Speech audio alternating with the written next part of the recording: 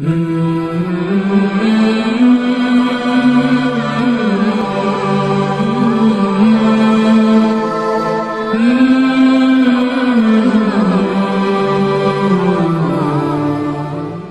warahmatullahi wabarakatuh. Alhamdulillah wassalatu wassalamu ala Rasulillah. Allahumma sholli ala Muhammad wa ala ali Muhammad.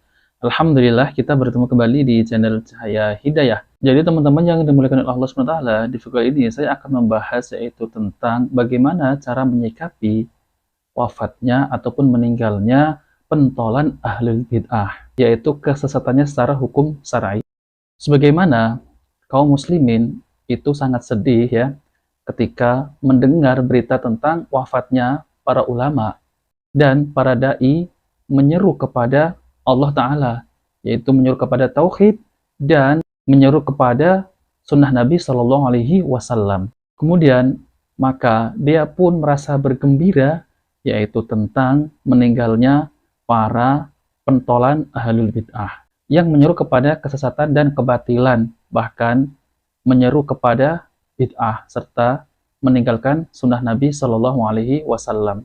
Nah, teman-teman yang dimuliakan oleh Allah SWT, jadi untuk pembahasan ini ya, saya akan tampilkan penjelasan dari Ustadz Dr. Firanda Andirja MA Hafizahullah Ta'ala, yaitu tentang bagaimana menyikapi tentang wafatnya ataupun meninggalnya pentolan ahlul bid'ah.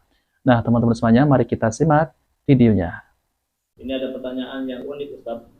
Bacanya agak ngeri-ngeri sedap nih. Nama penanyanya tidak ada.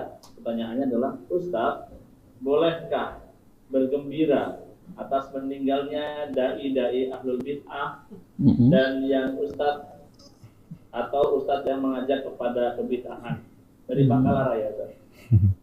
Palangkaraya. Palangkaraya. Palangkaraya. Saya rasa kalau ada kaum muslimin yang dia penyuruh kepada kesesatan, ya, kita dari satu sisi kita sedih, ya, dari satu sisi kita bahagia. Dari sisi kita bahagia bahwasanya dia tidak lagi menyerukan kepada kesesatan tersebut, ya. Di sisi lain kita kasihan, ya. Kita sedih, dia seorang muslim, hendaknya kita doakan. Dan seorang melatih diri untuk membersihkan hatinya, bahwasanya kalau dia pun membantah karena Allah, ya. Lihatlah Syekhul Islam Ibnu Taimiyah rahimahullahu taala, sebagaimana disebutkan oleh Ibnu Qayyim rahimahullahu taala, ya, dia menyebutkan bagaimana Ibnu Taimiyah ketika musuh utamanya, yang kalau nggak salah namanya Ibnu Makhluf, yang sering membantah, menyesatkan Ibnu Taimiyah, getol untuk menghabisi Ibnu Taimiyah. Ya, kemudian dia meninggal dunia, maka Ibnu Qayyim senang dengan meninggalnya tersebut, dia kabar gembira kepada Ibnu Taimiyah. Ternyata Ibnu Taimiyah lain. Dia yang dimusuhi, ternyata dia pun datang kepada keluarga musuhnya tersebut. Dia berkata, anggap saya sebagai bapak kalian. Apa yang kalian perlukan sampaikan kepadaku. Ya. Oleh karenanya Ibnu Qayyim mengatakan, kami tidak pernah melihat seperti Ibnu Taimiyah sikap Ibnu Taimiyah terhadap musuhnya. Kami tidak pernah melihat seperti Ibnu Taimiyah sikapnya terhadap musuhnya. Bahkan kami berharap sikap sahabat-sahabat dekat kami kepada kami seperti sikap Ibnu Taimiyah terhadap musuhnya. Tidak pernah mendoakan keburukan, ya. Justru mendoakan kebaikan kepadanya. Bahkan tatkala musuhnya meninggal dunia, dia datang langsung kepada keluarganya, bukan bilang, toh bapak kalian tewas. Enggak, malah dia bilang, anggap saya sebagai ayah kalian.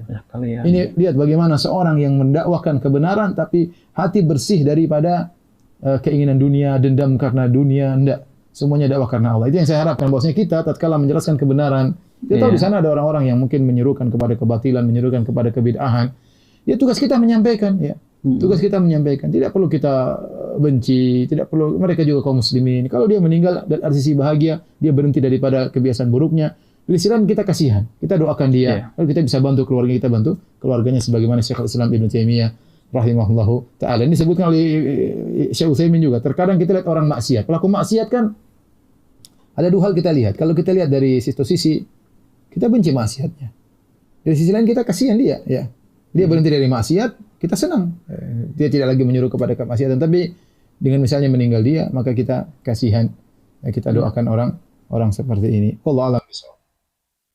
Nah, teman-teman semuanya yang dimuliakan oleh Allah SWT, jadi inilah penjelasan dari Ustadz Dr. Firanda Andirja MA Hafizahullah, yaitu tentang menyikapi meninggalnya pentolan ahlul bid'ah yang menyeru kepada kesesatan secara hukum syar'i.